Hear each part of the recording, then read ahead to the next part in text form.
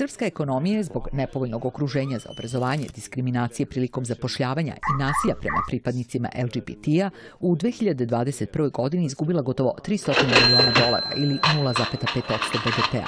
Istovremeno, fiskalni gubitak zbog manjih poreza i doprinosa je $88 miliona ili približno 0,1% BDP-a, pokazuje analiza Svetske banke. Rezultat isključivanja i diskriminacije su izgubljene zarade, loši zdravstveni ishodi, a samim tim i niska produktivnost i veća socijalna izdvajanja.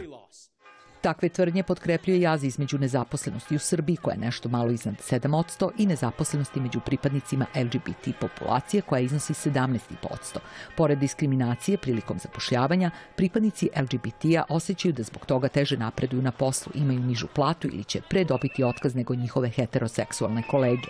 Porazan je podatak da gotovo polovina na poslu krije pripadno seksualnoj manjini, dok je oko 9% anketiranih zbog diskriminacije zasnovane na njihovom seksualnom opredeljenju dalo otkaz.